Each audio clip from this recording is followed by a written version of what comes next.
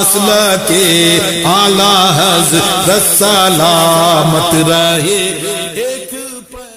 अस्सलामु अलैकुम वरहमतुल्लाहि वबरकातुहू।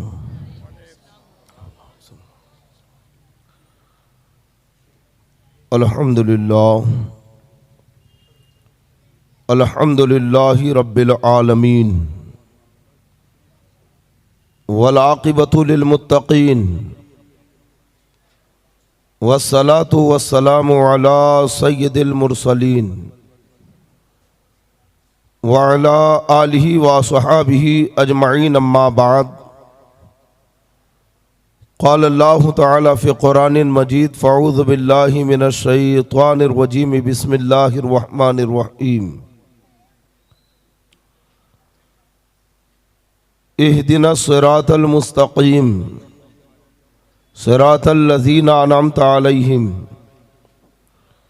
सदक़ल्लाहु मौलाना अज़ीम व बल्लगना रसूलुहुन नबियुल करीम व नहनु अला ज़ालिका लमिना शाहिदीना व शाकिरीन वल्हम्दुलिल्लाहि रब्बिल आलमीन। बारगाह रिसालत में दरूद पाक का हदिया पेश करें। अल्लाहुम्मा सल्लि व सल्लिम बारिक अला सय्यिदिना मौलाना मुहम्मदिन तिब्बिल क़ुलूबि व दवाइहा व आफ़ियतिल अब्दानी व शिफ़ाइहा व नूरिल अब्सारी व ज़ियाइहा व आलिहि व अस्हाबी दाइमन अबदा। गौसे आज़म बमने बेसरो सामा मददे क़िबला दी मददे काबई इमा मददे। या रब हक़्क़े कमाल अब्दुल क़ादिर या रब हक़्क़े सफ़ाहाल अब्दुल क़ादिर कुन चश्मे मुराबा नूरे इरफा रोशन बीनम हमा जा जमाल अब्दुल क़ादिर। सरकार गौसे पाक रदी अल्लाह ताला अन्हु के नाम से आपकी बारगाह में खराज अक़ीदत पेश करने के लिए मोहल्ला कसाबपुरा के सुन्नी जन्नती नौजवानों ने आज का ये मुबारक जलसा मुनाकिद किया, जिसमें सरकार गौसे पाक रदी अल्लाह ताला अन्हु की ज़िंदगी पर,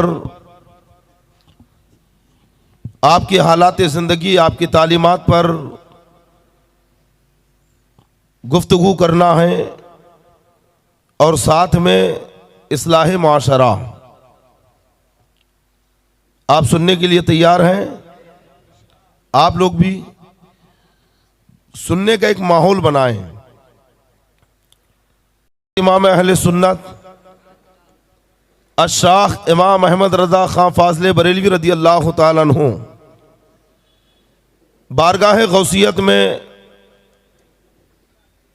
खराज अक़ीदत पेश करते हुए इरशाद फरमाते हैं, वाह क्या मर्तबा ए गौस है बाला तेरा। अब लग रहा है ना एक माहौल बना हुआ है बयान का, जलसे में आप बैठे हैं। पहले ऐसा लग रहा था कि यहीं बैठ जाओ, तकरीर अच्छी हुई तो बैठेंगे वरना यहीं से निकल लेंगे, है ना। लेकिन अब जो है तो बिल्कुल आपको जम के बैठना है ना। वाह क्या मर्तबा ऐ गौस है बाला तेरा, ऊंचे ऊंचों के सरों से है कदम आला तेरा। सर भला क्या कोई जाने के है कैसा तेरा, सर भला क्या कोई जाने के है कैसा तेरा। औलिया मलते हैं आंखें वो है तलवा तेरा। और क्या दबे जिस पे हिमायत कहो पंजा तेरा, क्या दबे जिस पे हिमायत कहो पंजा तेरा। शेर को खतरे में लाता नहीं कुत्ता तेरा। और एक दूसरे कलाम में आप फरमाते हैं कि सारे अख्ताब जहां करते हैं काबे का तवाफ, सारे अख्ताब जहां करते हैं काबे का तवाफ, काबा करता है तवाफे दरे वाला तेरा। और उसी में फरमाते हैं कि राज किस शहर पे करते नहीं तेरे खुद्दाम, राज किस शहर पे करते नहीं तेरे खुद्दाम, और बाज किस नहर से लेता नहीं दरिया तेरा। बाज किस शहर से लेता नहीं दरिया तेरा। हाँ, बाज यानी टैक्स, बाज यहां पे लगान के माने में है। बाज किस नहर से, बाज किस नहर से लेता नहीं दरिया तेरा। और फरमाते हैं कि मजरए चिश्तो बुखारा इराको अजमेर, कौन सी किश्त पे बरसा नहीं झाला तेरा, है ना। सरकार गौसे पाक रदी अल्लाह तआला अन्हु का मकाम बहुत ही अरफ़ो वाला है, और अल्लाह जानता है कि आपको अल्लाह ने किस मकाम पर फाइज किया है। सरकार गौसी आजम रदी अल्लाह तआला अन्हु की हालात जिंदगी सामने हमें रखना है, और आपकी जिंदगी से हमें क्या सबक मिलता है या क्या हासिल करना है वो समाअत करना है। सब तैयार है सुनने के लिए। मैं गुफ्तगू का आगाज थोड़ा पीछे से करूंगा कि एक नौजवान है कि जिसके चेहरे के ऊपर तकवे के आसार नुमाया है, भूख की शिद्दत से निढाल है, दरिया के किनारे चला जा रहा है। क्या देखता है कि एक सेब बहता हुआ दरिया में आ रहा है, भूख से मगलूब था, बढ़ के फौरन सेब उठा लिया और बेइख्तियारी में उस सेब को खा लिया। खाने के बाद जब कुछ इफाका हुआ तो दिल में ख्याल पैदा हुआ, आखिर ये सेब किसका है, इसका मालिक कौन है, और मैंने बगैर उसकी इजाजत की ये सेब खा लिया है। जब दिल में ये ख्याल आया तो दिल तड़प गया, कहा इसके मालिक को तलाश करना चाहिए और उससे माफ़ी मांगनी चाहिए कि आखिर ये किसकी मिल्कियत था। वो तलाश करते हुए दरिया के किनारे चले। काफ़ी दूर चलने के बाद क्या देखते हैं कि एक सेब का बागीचा है जिसमें सैकड़ों दरख्त लगे हुए हैं और पके हुए सेब झूल रखे हैं, कुछ टहनियाँ दरिया के ऊपर भी झुकी है। यकीन हुआ कि इसी बाग का ये सेब है, इन्हीं टहनियों में से किसी टहनी से टूटकर ये दरिया में बहकर आया है। आपने उस बागीचे का दरवाजा तलाश किया और दरवाजा तलाश करके उसमें दाखिल हुए। आवाज दी कि इस बागीचे का मालिक कौन है। एक बुजुर्ग सामने आए, सफेद दाढ़ी है, चेहरा बारोब है, विलायत के आसार नुमाया है। कहते हैं कि क्या आप इस बागीचे के मालिक हैं? कहा मैं इस बागीचे का मालिक हूं। कहा मैं माफी चाहता हूं। किस बात की माफी चाहते हो? कहा मैंने आपके दरख्त का एक सेब बगैर आपकी इजाजत के खा लिया है। जब उन्होंने ये बात कही कि बगैर इजाजत के खा लिया है तो कहा कि क्या तोड़ के खाया है? कहा नहीं, तोड़ के नहीं खाया, यहां से कई मील दूर बहता हुआ दरिया में आया। मैं कई दिनों से भूखा था, उस सेब को उठाया और बेइख्तियार मैंने सेब खा लिया। तो जब उन्होंने ये कहा कि कई मील दूर दरिया से वो सेब उठा के मैंने खाया है, तो वो सर से लेकर पैर तक उस नौजवान को देखने लगे। फिर पैर से लेकर सर तक देखा। आखिर नौजवान कहता है कि आप देख क्या रखे हैं, क्या आप मेरी ये खता माफ करेंगे? का कर तो दूंगा, माफ तो मैं तुम्हें कर दूंगा, लेकिन मेरी शर्तें हैं जो तुम्हें माननी पड़ेगी। कहा क्या शर्त है? तो कहते हैं एक शर्त तो यह है कि तुम्हें मेरे बागीचे में जब तक मैं चाहूंगा तब तक खिदमत करना होगा, मेरे बागीचे में काम करना होगा, उसके बाद मैं देखूंगा कि तुम्हें माफ करूं या ना करूं। यानी और भी शर्त है, उसे भी पूरा करना है। तो कहा ठीक है, मैं आपके बागीचे की खिदमत के लिए तैयार हूं।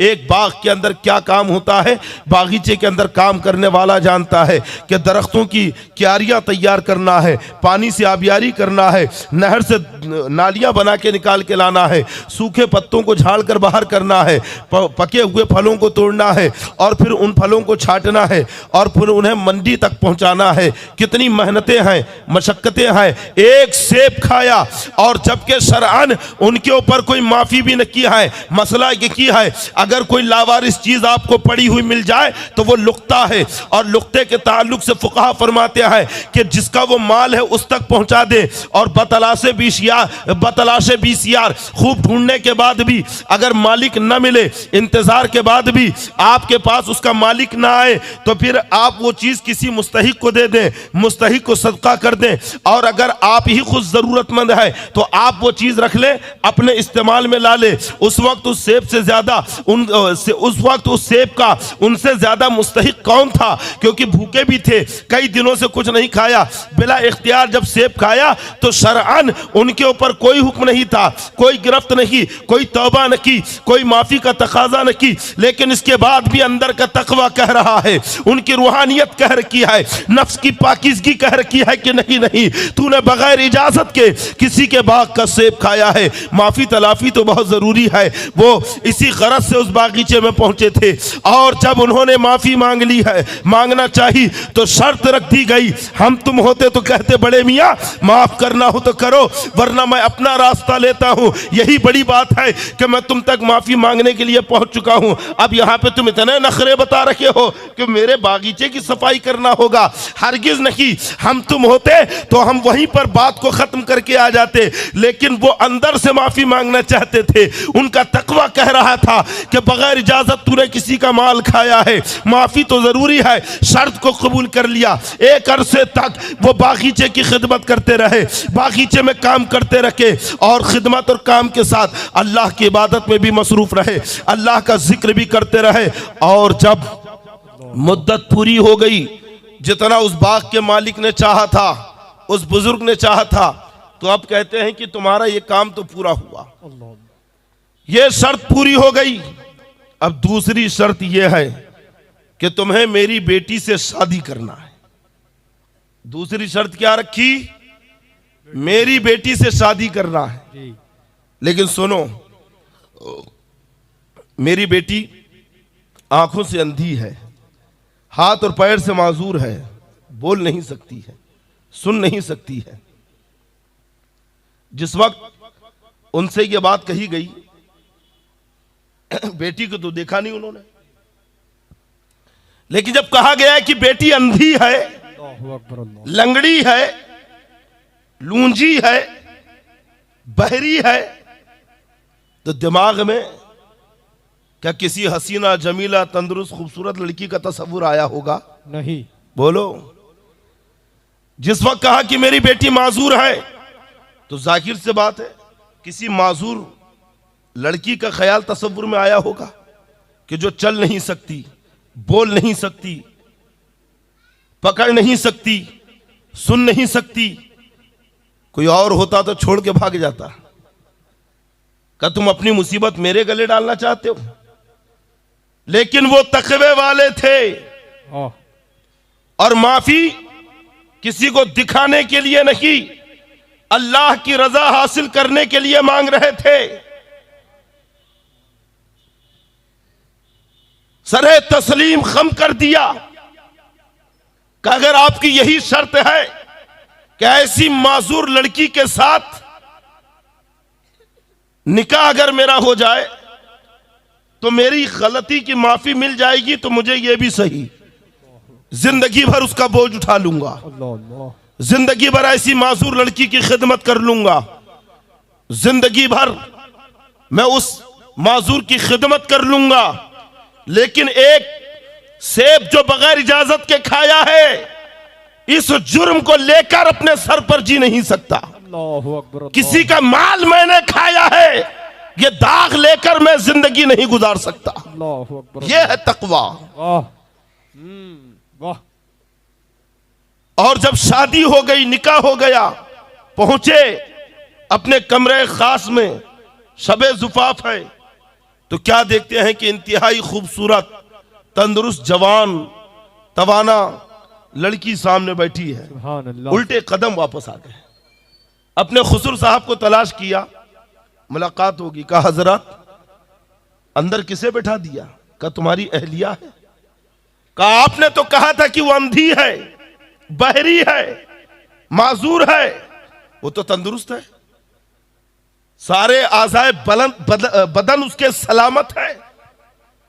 तो कहती कि हाँ मैंने माजूर उसे कहा, लेकिन ताबीर कुछ और ली, हकीकी माजूर नहीं कहा, अंधा कहा, तो हकीकी अंधापन मुराद नहीं लिया।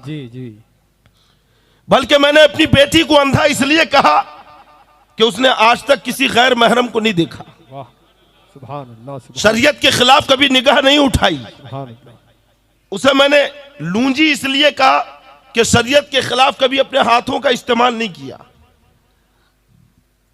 लंगड़ी इसलिए कहा कि शरीयत के खिलाफ कभी उसने कदम नहीं उठाया। गोया उनकी निगाहें इस दौर को देख रही थी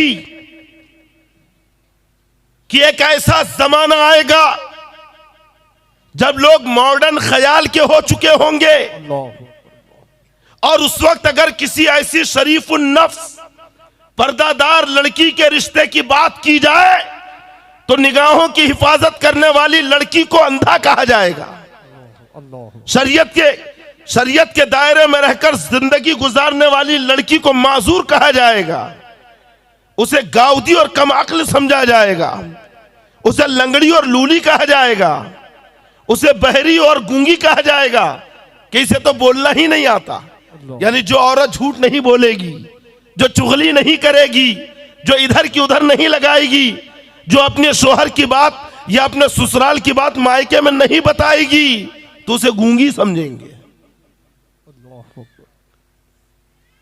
और जो अपनी निगाहों की हिफाजत करे उसे अंधी समझेंगे। कानों की हिफाजत करे बहरी समझेंगे। तो गोया उनकी निगाहें इस दौर को देख रही थी कि गुनाहों से बचने वाली लड़कियों को अंधा, बहरा, गूंगा, लंगड़ा समझा जाएगा। मैंने अपनी बेटी को इसलिए ताबीर किया, गोया उनकी रूहानियत इस दौर को देखकर अपनी बेटी की जिंदगी को सामने रखकर जो ताबीरात पेश कर रहे हैं, आज तक किसी बाप ने ऐसी ताबीर पेश की अपनी बेटी की? हमारा ख्याल भी नहीं गुजरा होगा कि उन्होंने अंधे से क्या मुराद ले लिया, लंगड़ा होने से, लूला होने से क्या क्या मुराद ले रखे हैं। समझ गए?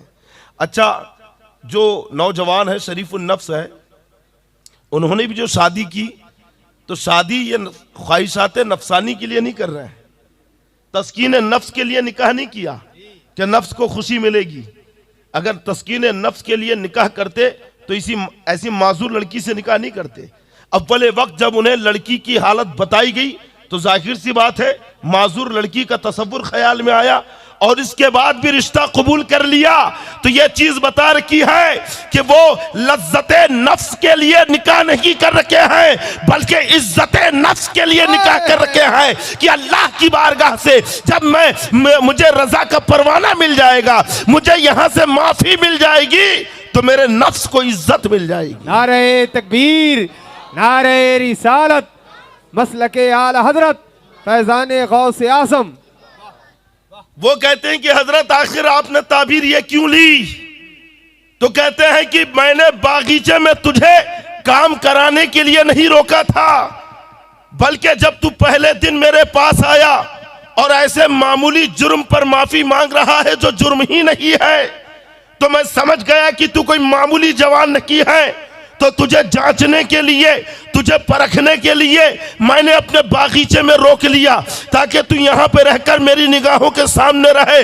काम कराना तो बहाना था, हकीकत में तुझे आजमाना था, तेरी जिंदगी का जायजा लेना था। मैंने छुप छुप कर तेरा रातों में उठकर रब की बारगाह में गिड़गिड़ाना देखा है, रब की बारगाह में मुनाजात करना देखा है। मैंने दिन में तुझे रोजा रख कर रब की रजा हासिल करते हुए देखा है। तू रात का नमाजी है, दिन का रोजेदार है, तू रातों में उठकर तहज्जुद पढ़ने वाला है। मैंने तेरा तकवा देखा है, कसम खुदा की तेरे तकवे का जवाब न किया है। और वहीं पर मैंने अपनी बच्ची को भी देखा है, मैंने उसे छोटे से बड़ा किया है, उसकी जिंदगी का एक एक लम्हा मेरी निगाहों के सामने है। मेरी बेटी भी तकवे में लाजवाब है, उसकी इबादतें लाजवाब है, उसकी परहेजगारी लाजवाब है। मेरी बेटी का भी तकवे में कोई जवाब नहीं, वहीं तेरे भी तकवे का कोई जवाब नहीं। तो मैंने सोचा क्यों ना दोनों मुत्तकी को एक जगह जमा कर दूं, दो मुत्तकियों को एक जगह कर दूं। और जब दो मुत्तकी जमा हुए हैं तो एक तीसरी जात पैदा हुई है,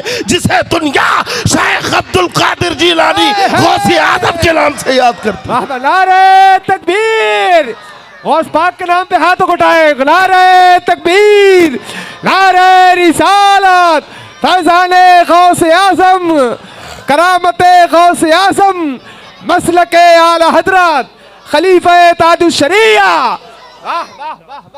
सरकार गौसी आजम रदी अल्लाह तआला अन्हु की जाती खूबियां तो अपनी जगह, जाती कमाल अपनी जगह और है अल्लाह ने जिस मकाम पर फाइज किया है ये आपकी जाती खूबियां हैं, लेकिन माँ बाप से भी तो मिला है, माँ बाप से भी तो तकवे का हिस्सा मिला है, माँ बाप से भी तो परहेजगारी का हिस्सा मिला है। और ऐसा हिस्सा मिला कि जब दुनिया में आए, रमजान शरीफ का महीना है, दिन में दूध नहीं पी रहे हैं। ये किसी मकतब में आपने नहीं पढ़ा कि रमजान में दिन में खाते पीते नहीं हैं। ये किसी मदरसे में नहीं पढ़ा, अभी तो पहला ही दिन है, लेकिन भूखे हैं। गोया रमजान शरीफ में आप रोजा रख रखे हैं तो कहना पड़ेगा ये शिकमे मादर से आप लेकर आ रहे हैं। ये माँ बाप का असर है जो गौसे पाक की जात में जाहिर हो रहा है। ये माँ बाप की पाकीज़गी, माँ बाप के तकवे का असर है जो सरकार गौसे पाक रदी अल्लाह तआला अन्हु की मुक़द्दस जात में नजर आ रहा है। और फिर सरकार गौसे पाक रदी अल्लाह तआला अन्हु जब बड़े होने लगे तो आपकी वालिदा ने आपको मदरसा भेजा। किसी ने पूछा कि आपको कैसे पता चला कि मैं अल्लाह का वली हूं? तो कहते जब मैं मदरसा जाता था तो फरिश्ते आगे पीछे चलते थे और कहते थे कि आए बच्चों हटो, अल्लाह के वली को बैठने की जगह दो। और जब बगदाद जाने का इरादा हुआ तो कहते हैं कि अरफात का दिन था, मैं एक बैल के पीछे पीछे जा रहा था। एक बैल जा रहा है, मैं भी उसके पीछे पीछे चल रहा हूं।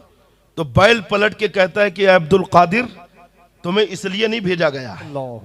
कहते फौरन मैं वहां से आया और अपनी मां की आंचल में छुप गया। और फिर मेरे दिल में ख्याल पैदा हुआ कि इल्म दीन हासिल करने के लिए मुझे जाना चाहिए। समझे? ये कौन कह रहा है? वो जो आलम अरवाह में है तो गौसे आजम है, आलम अरवाह में है तो मनसबे विलायत पर फाइज है, शिकमे मादर में है तो वली कामिल है, दुनिया में आए तो गौसे आजम है। अरे हर वली आलिम होता है, बगैर इल्म के अल्लाह विलायत नहीं देता है। विलायत हवा में उड़ने का नाम नहीं है, विलायत पानी पे चलने का नाम किया है। और ये मैं नहीं कहता, यह हजरत सैयदुत ताइफा ख्वाजा जुनैद बगदादी का कौल है, यह हजरत राबिया बसरिया का कौल है, यह हजरत ख्वाजा फरीदुद्दीन अत्तार का कौल है, यह हजरत ख्वाजा हसन बसरी का कौल है कि विलायत खाली जेब से नोट निकालने का नाम नहीं है, विलायत मुंह से गुलाब के फूल झड़ाने का नाम नहीं है, विलायत अंगार के ऊपर कूदने का नाम नहीं है। विलायत नाम है शरीयत की पाबंदी और सुन्नत मुस्तफा पे अमल करने का। ये कसौटी है। सरकार गौसे पाक रदी अल्लाह तआला अन्हु उस मकाम पर फाइज है। एक मर्तबा दरवाजे पे खड़े हैं, गुजरने वाला गुजरा, कहा अस्सलामु अलैकुम। सरकार गौसे पाक की उम्र उस वक्त 5 या 6 साल की है। गुजरने वाले ने सलाम किया, आप जवाब देते हैं वालेकुम अस्सलाम, वालेकुम अस्सलाम। कितने बार जवाब दिया? सलाम करने वाला रुक गया और कहता है कि बेटा सलाम तो एक बार किया, आप जवाब 2 बार क्यों दे रहे हो? हम कहते हैं सलाम करने वाले इतना टेंशन क्यों ले रहा है? कह देता बच्चा है कर दिया, लड़कपन में 2 मरतबा कह दिया चले जाता। अरे आपको कोई बच्चा, अगर आप किसी बच्चे को सलाम कर दें और वो आपको 1 नहीं बल्कि 4 बार जवाब दे, आप रुककर पूछेंगे बच्चे से? हिकमत जानना चाहेंगे? कह देंगे कि कितना प्यारा बच्चा है, लड़कपन में कह दिया। ऐ सलाम करने वाले, इतना टेंशन लेने की क्या जरूरत? कह देता कि लड़कपन में 2 मरतबा जवाब दे दिया और आगे बढ़ जाता। तो सलाम करने वाला जवाब देता है कि कोई और बच्चा होता तो लड़कपन पर महमूल करके आगे निकल जाता, लेकिन ये वो बच्चा है कि जिसकी गवाही पर काजी शहर ने ऐलान किया था कि चांद नहीं दिखा है, आज रोजा है। वाह वाह वाह वाह, सुभान अल्लाह सुभान। ये वो बच्चा है जो रमजान शरीफ में दिन में दूध नहीं पीता था। कोई और बच्चा होता तो लड़कपन की बात कह के मैं भी निकल जाता। सवाल करते हैं कि 2 मरतबा जवाब क्यों दिया? तो सरकार गौसे पाक रदी अल्लाह तआला अन्हु फरमाते हैं कि याद करूं कुछ साल पहले तुम यहां से गुजरे थे और तुमने सलाम किया था। कहा? मैंने सलाम किया था, महसूस किया कि अंदर कोई है। का मेरी मां थी। और जिस दिन तुमने सलाम किया था मैं अपनी मां के पेट में था। चाहता तो जवाब उसी दिन दे देता, लेकिन मेरी मां को वहशत होती, घबराहट होती। तो उस दिन जो तुमने सलाम किया था उसका जवाब भी मैं तुम्हें आज दे रहा हूं। वाह वाह, सुभान अल्लाह, सुभान अल्लाह, जिंदाबाद। इस अजीम मकाम और मनसब पर है कि सलाम करने वाले की आवाज भी पहचान रखे हैं, सलाम करने वाले का चेहरा भी जान रखे हैं कि यही है जिसने उस दिन सलाम किया था। जो इतने आला मकाम पर फाइद हो, उन्हें इल्म दीन सीखने की क्या जरूरत? इल्म दीन सीखने के लिए, क्योंकि हर वली आलिम होता है, हर आलिम वली नहीं होता, लेकिन हर वली बगैर इल्म के अल्लाह किसी को विलायत नहीं देता है। बगैर इल्म के कोई वली नहीं होता है, समझ गए? हर वली आलिम होता है, या तो मदरसे में पढ़ेगा फिर अल्लाह विलायत देगा, या इल्म के साथ अल्लाह उसे वली बनाकर भेजता है, इल्म लदुन्नी अल्लाह उसे अता फरमाता है। समझे कि नहीं? लेकिन औलिया कामिलीन मदरसे में आ रखे हैं, पढ़ रहे हैं। सरकार गौसे पाक ने मदरसा पढ़ा, सरकार गरीब नवाज ने मदरसा पढ़ा, और फिर किसी खानका की तरफ रुख किया तो गोया उन्होंने बता दिया कि यह मदरसा है, यह दरसगाह है, यहाँ पे पढ़ाया जाता है, और यह खानका है, यहाँ पे पिलाया जाता है। मदरसों में पढ़ाया जाता है और खानकाहों में पिलाया जाता है। और क्या पिलाया जाता है? तो सूफिया कहते हैं कि तैबा से बुलाई जाती है, सीनों में छुपाई जाती है। तौहीद की मैं प्यालों से नहीं नजरों से पिलाई जाती है। वाह वाह वाह, सुभान अल्लाह। क्या पिलाया है? तो पूछो सरकार गरीब नवाज रदी अल्लाह ताला अन्हु से। इतने बड़े बड़े उलमा की बारगाह में इल्म हासिल करने के बाद हजरत ख्वाजा उस्मान हारूनी की बारगाह में जाकर क्या पिया है? और पूछो सरकार गौसे पाक से कि आपने क्या पिलाया? तो फरमाते हैं कि वहम्मु वशरबू अंतुम जुनूदी फसाकिल कौमी बिल वाफिल मलाली। हिम्मत करो और पी जाओ, तुम सब मेरा लश्कर हो। वाह, सुभान अल्लाह। कौम का साकी मुझे बहुत देने वाला है। और फिर कहती कि शरीफ तुम फुदलती मिम्बादी सुकरी वला नील तुम उलूवे वत्तिसाली। तुम सब ने मेरी बची हुई पी, लेकिन मेरे मकाम को कोई ना पहुंच सका। हाय हाय।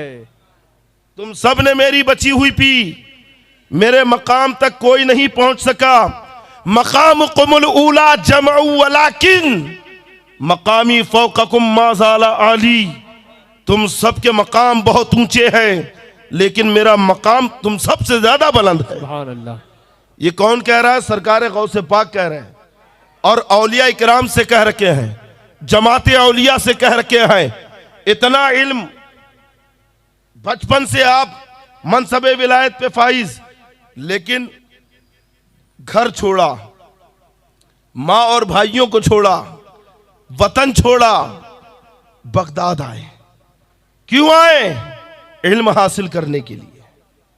और जब बगदाद शरीफ में पहुंचे तो हजरत खिज़र अलैहिस्सलाम आ गए।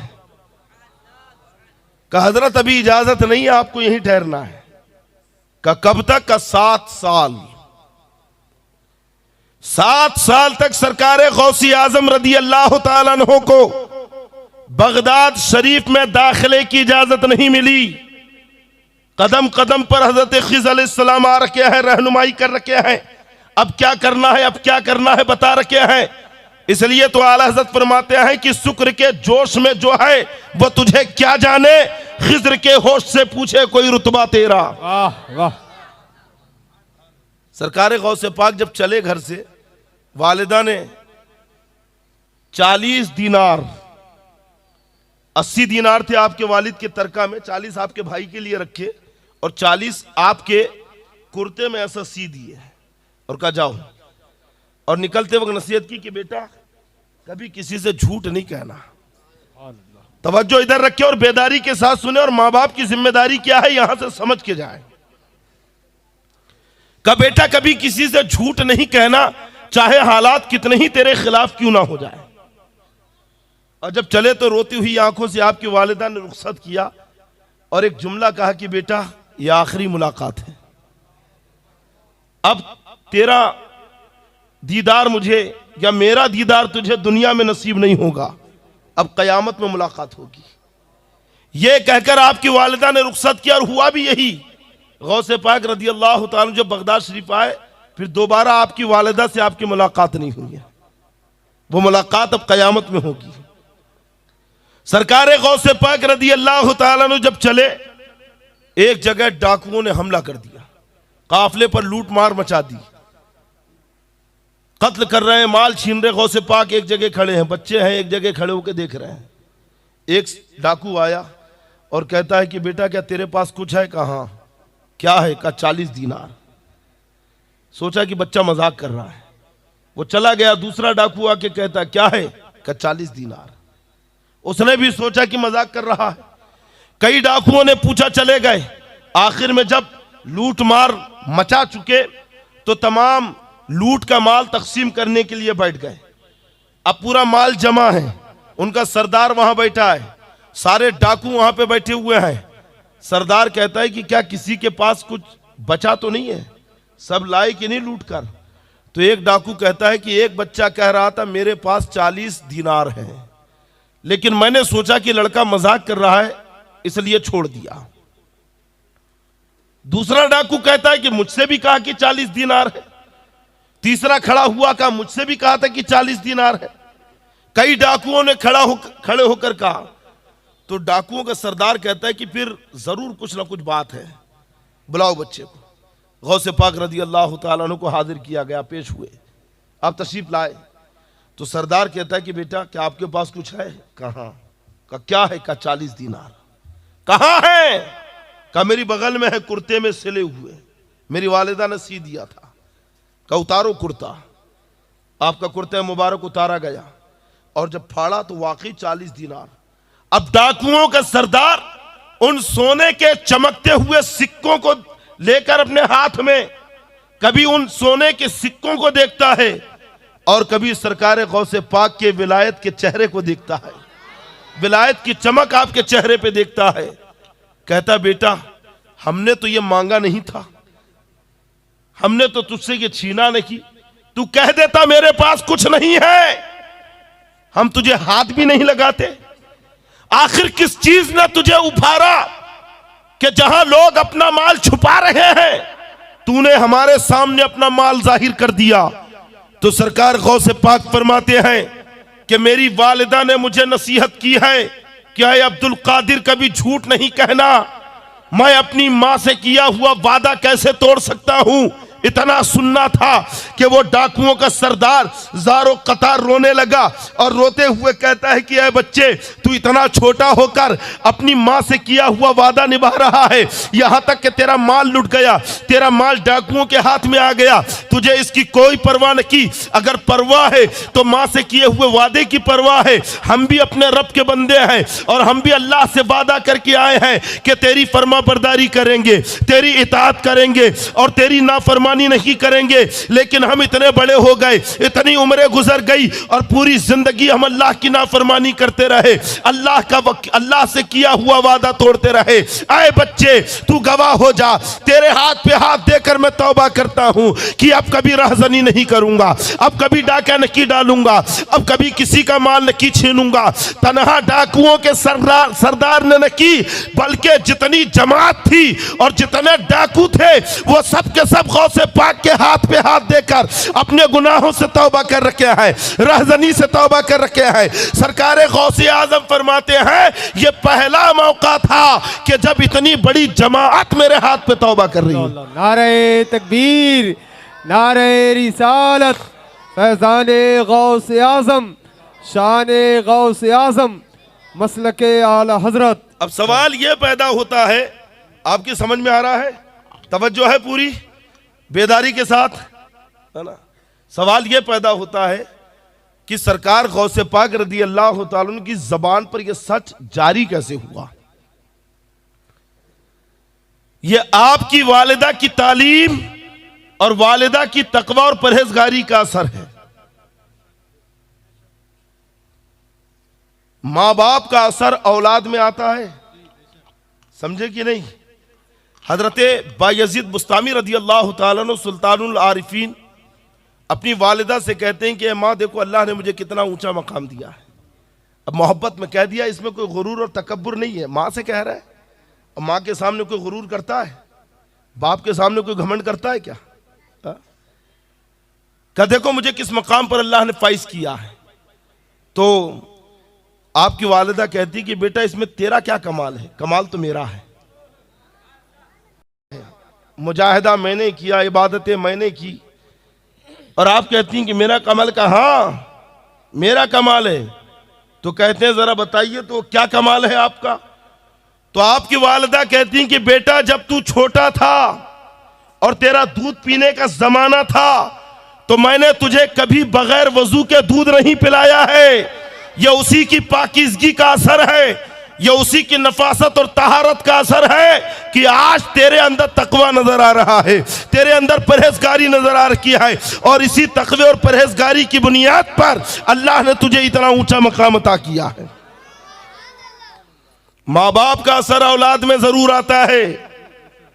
सरकार गौसे पाक की वालिदा ने एक सबक पढ़ाया कि बेटा कभी झूठ नहीं कहना।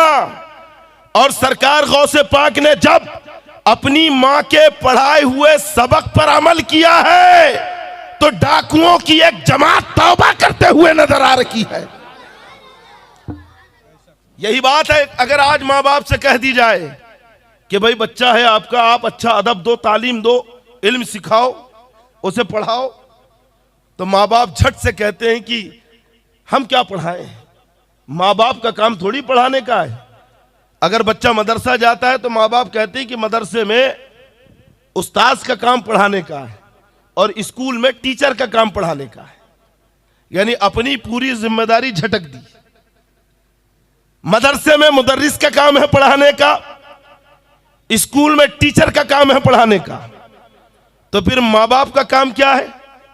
माँ का काम है हाथ में रिमोट लेकर टीवी के सामने बैठने का, और बाप का काम है मुंह में पान दबाकर चौराहे पे खड़े होकर खप मारने का। यही जिम्मेदारी है तुम्हारी? मां बाप की जिम्मेदारी क्या है? और होता यही, जहां बच्चे ने सताया, रोया तो ले पकड़ मोबाइल और रिमोट लेके बैठ जाती है। ये बच्चे आजकल मोबाइल कितने आदी क्यों हो गए? आदी नहीं हो गए बल्कि एडिक्ट हो गए, नशेड़ी हो गए। जैसे शराबी, अगर किसी शराबी की बोतल खाली हो जाए तो कैसा बेचैन हो जाता है, देखा है कि नहीं आपने? शराबी की बोतल खाली हो जाए तो कैसा बेकरार और बेचैन हो जाता है। वही हाल आज इन बच्चों का और नौजवानों का है कि अगर इनके मोबाइल का रिचार्ज खत्म हो जाए तो देखो इनकी हालत, या बैटरी उतर जाए, चार्जर ना मिले तो देखो तमाशा। इतने ज्यादा मोबाइल के आदी हो गए कि 24 घंटे में से 10 घंटे तो हाथ में मोबाइल है उनके, हर थोड़ी देर में देख रहा है, हर थोड़ी देर में देख रहा है। और ये आदत बचपन से लगी है। बच्चा रो रहा है, माँ ने मोबाइल पकड़ा दिया, मोबाइल देख देख कर बड़ा हो रहा है। और बड़ा होने के बाद में अब वो जब मोबाइल के करतब कर रहा है तो तब उस हदीस का मफहूम भी समझ में आ गया। अरे बोलिए सुभान अल्लाह। हदीस सुनना चाहते हैं ना, कहिए सुभान अल्लाह। सुभान अल्लाह। अल्लाह के प्यारे नबी सल्लल्लाहु ताला अलैहि वसल्लम फरमाते उतलुबुल इल्मा मिनल महदे इलल लहद, माँ की गोद से लेकर कब्र की मंजिल तक इल्म हासिल करो। सहाबा इकराम तक ये रिवायत पहुंची, उन्होंने याद की, आगे बढ़ाया, आगे पढ़ती गई, हम तक ये रिवायत पहुंची। लेकिन अक्सर ये ख्याल जहन में आता था कि माँ की गोद से कैसा इल्म लिया जाएगा, माँ की गोद से कैसा इल्म हासिल किया जाए। लोग शशोपंज में थे, बच्चा अभी छोटा है, उसे क्या पढ़ाए, अभी तो इतना सा है, अभी 2.5 साल का है, अभी 3 साल का है। लेकिन जब से ये डिजिटल दौर आया, ये टीवी मूवी का दौर आया, तो ये मामला भी हल हो गया कि बच्चे को टीवी के सामने खड़ा कर दिया। अब टीवी में कोई एक्टर नाच रहा है, सर पे हाथ, कमर पे हाथ रख के, तो इतना सा बच्चा भी वैसी करने की कोशिश कर रहा है, नाचने लगा।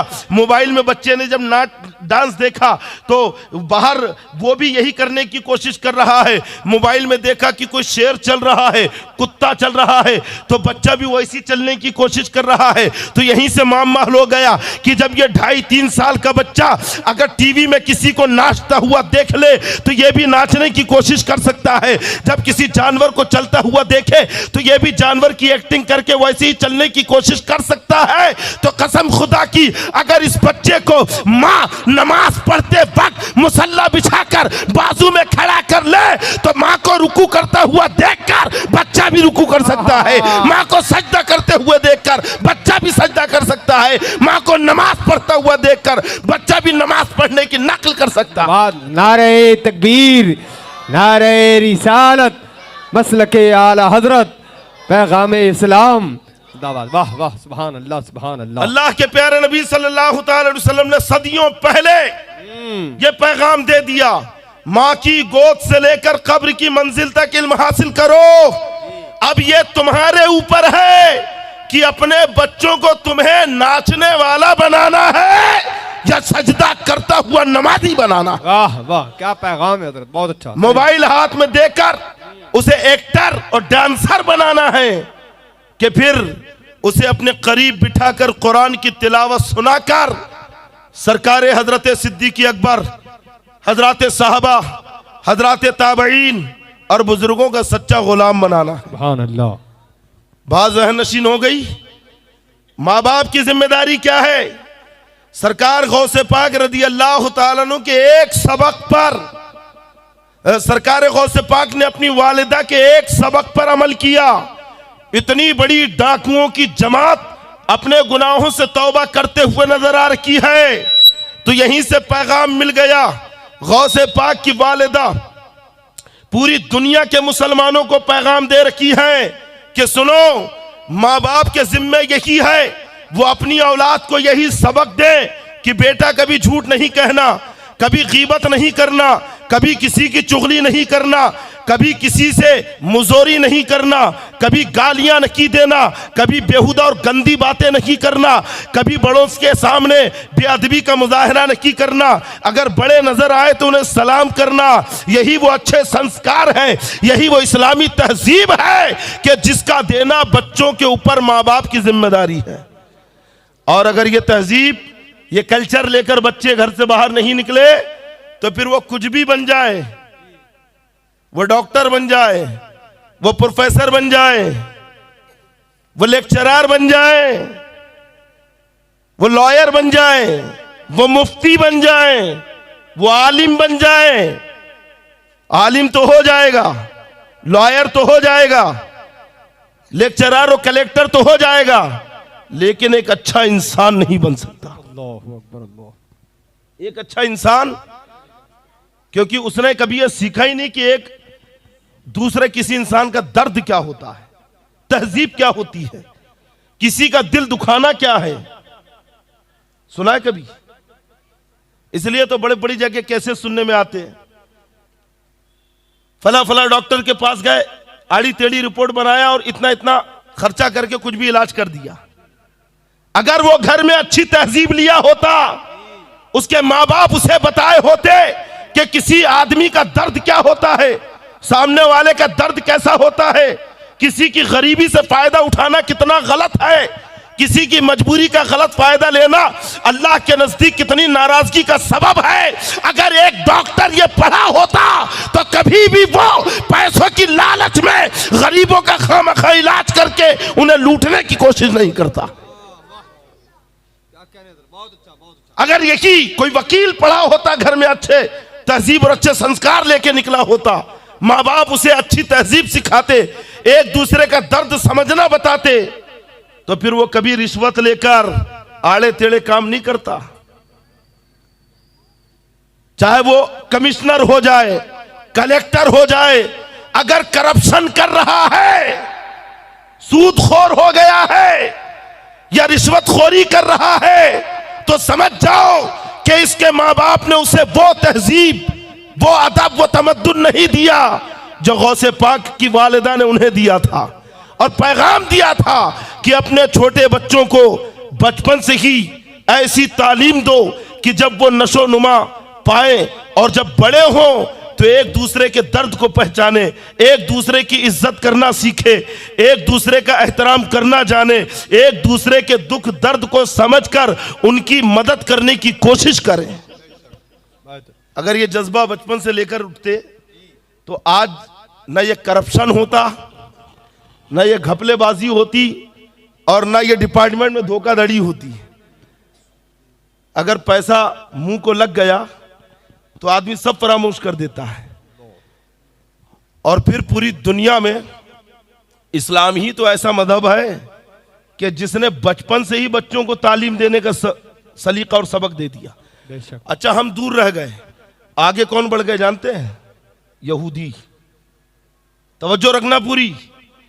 हमारे एक करीबी हैं, उन्होंने मुझे एक आर्टिकल बताया, एक तहरीर बताई और बताया उन्होंने कि यहूदियों के यहां जब बच्चा होता है, अभी हुआ नहीं है, मां के पेट में ही है, जैसी औरत को हमल ठहरा तो वो बच्चे को बिल्कुल औरत को महफूज कर रख देते हैं। उस औरत के करीब कोई सिगरेट नहीं पीता।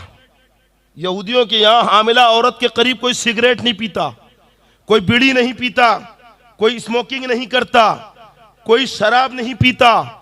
उसके नजदीक टेलीविजन या टीवी और ये सब नहीं चलाए जाते और उसे हर तरह से बिल्कुल यानी प्रिकॉशन दिया जाता है।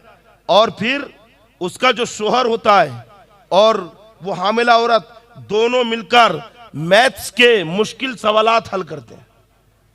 मैथ्स के मुश्किल सवालात, तारीख पढ़ते हैं और बच्चे को जो बनाना है, जैसे डॉक्टर बनाना है तो उसी वक्त से वो औरत प्रैक्टिस करना शुरू कर देती है। बच्चा पेट में ही है लेकिन औरत ऐसी किताबों का मुताला करती है कि जो उस बच्चे के सब्जेक्ट से ताल्लुक रखे, जो वो बनाना चाहते हैं। बच्चे को लॉयर बनाना है तो फिर वो लॉ की किताबें पढ़ती हैं। अगर बिजनेसमैन बनाना है तो फिर उस सब्जेक्ट को लेकर वो मुताला करते हैं। शोहर जोर से पढ़ता, बीवी सुनती है या बीवी खुद पढ़ती है ना।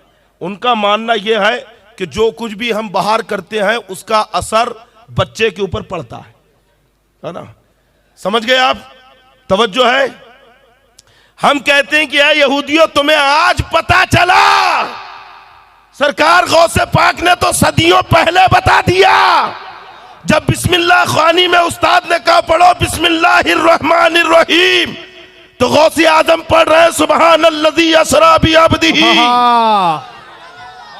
उस्ताद हैरत में कहा बेटा आज तो पहला दिन है, तुम्हें हुरूफे तहज्जी पढ़ना है, लेकिन तुम 15वां पारा पढ़ रखे हो, कहां से पढ़ा, किसने पढ़ाया? तो कहते हैं कि मेरी माँ 15 पारों की हाफिजा थी और जब मैं अपनी माँ के पेट में था तो मेरी माँ रोज 15 पारा पढ़ती थी, वहीं पर मैंने सुन सुन के याद कर लिया।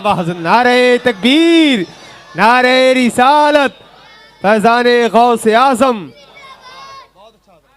अच्छा, सरकार गौसे पाक रदी अल्लाह ताला अन्हु की ये करामत पूरी दुनिया में फेमस हुई। यहूदियों ने भी सुना, नसरानियों ने सुना, मुसलमानों ने सुना। हमने सुनकर उसे पसे पुष्ट डाल दिया, हमने सुनकर दरगुजर कर दिया, लेकिन यहूदियों ने इस पे अमल किया। और यहूदी कहते हैं कि जब बच्चा पेट में होता है और उनके माँ बाप जो भी एक्टिविटी करते हैं तो बच्चे पर वो असर आता है। उस दौरान वो कोई करिया तस्वीर नहीं देखते, कोई ऐसी कराहत आमेज फिल्में नहीं देखते, कोई ऐसी बुरी चीज नहीं देखते कि जिसका असर बच्चे पे पड़े। और जब बच्चा पैदा होता है तो वो घर में अपने बच्चे को इतना पढ़ा देते हैं कि जब वो पढ़ने के लिए जाता है, हमारा बच्चा जब 6वीं पढ़ता है, 6ठी क्लास में जब पहुंचता है तो उतना यहूदियों के यहां बच्चा घर में ही पढ़ लेता है। तैयारी उस वक्त से।